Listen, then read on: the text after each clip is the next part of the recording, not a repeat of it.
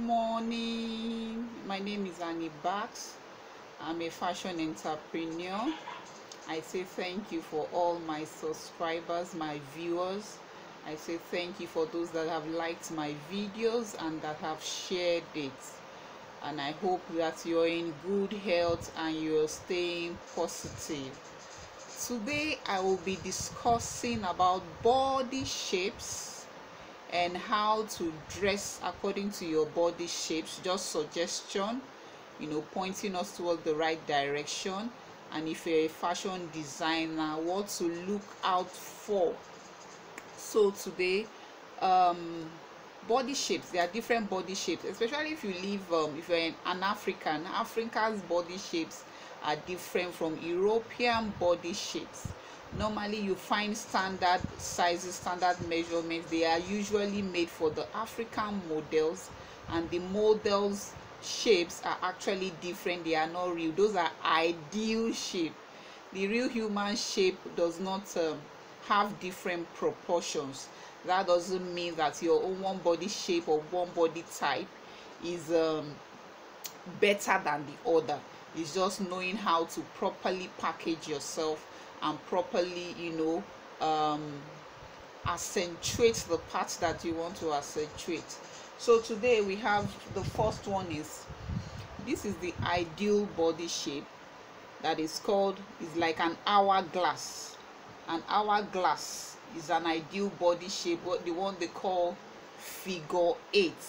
That one, if you're taking measurements and you are making clothes for such kind of a body shape, is usually there is no difficulty. If you forget any measurements, you can actually assume and use the normal body measurement chart to work with that. You won't have any difficulty at all. And such customer, you really find such customers complaining. And if you are dressing up such body shapes, there are so many things. You have varieties to work with. But we have a body shape that we call a T, that is a form of a T. When you're looking at body shapes, it's better that you look at it from the angle. What are the proportions they are looking for to be able to fix it into objects for you to be able to know a body shape is a T?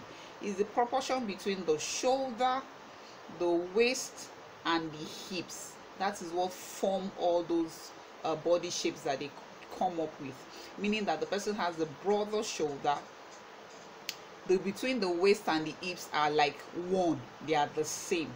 So when you're dressing up such customers, or you're making clothes for such customers, what you should look at is how to create a balanced proportion, so that and most importantly, you have to put into consideration what body parts that the customer wants to accentuate.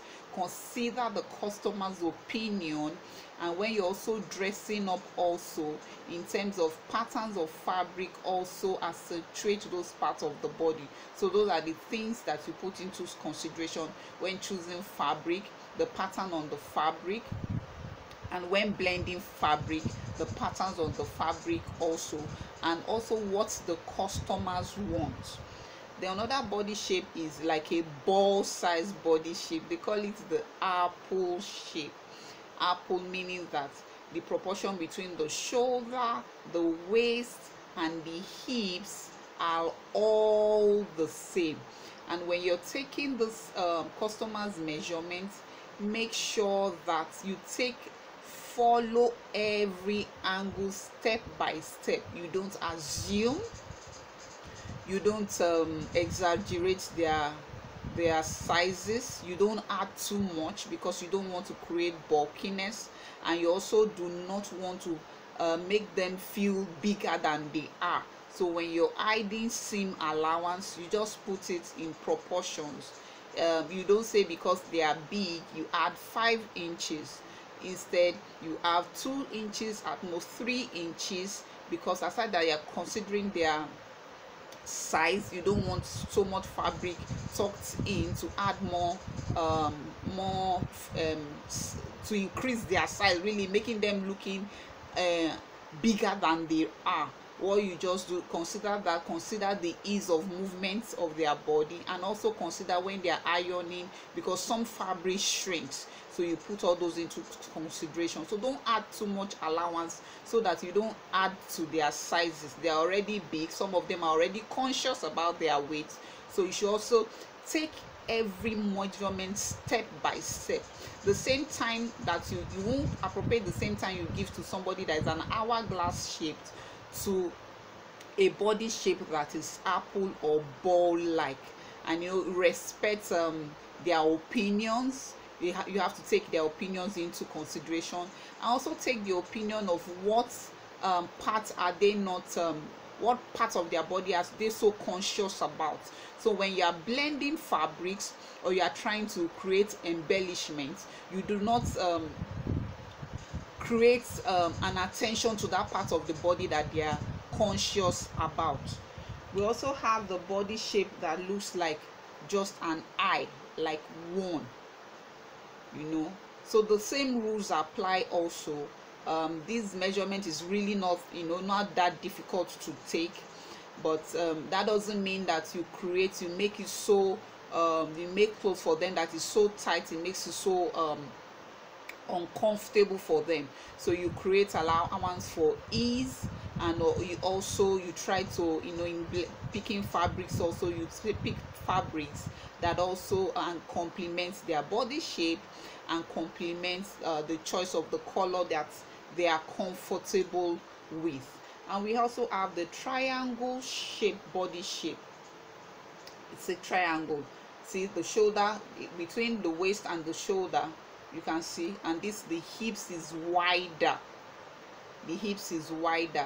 It's also tending towards someone that has a pear shape, so you have to put consideration into that. Some of them in this body shape will want to accentuate their waist, making people place concentration on their waist instead of their hips. But some of them will prefer that they want to flaunt their hips. So that's why having a consultation with your customer, and also if you're an individual, you want to dress up also, you should also put that into some consideration in choosing your prints.